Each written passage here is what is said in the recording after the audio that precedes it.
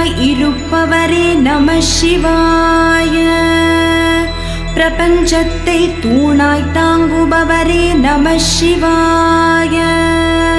இறைவனுக்கு இறைவன் ஆனவரே நம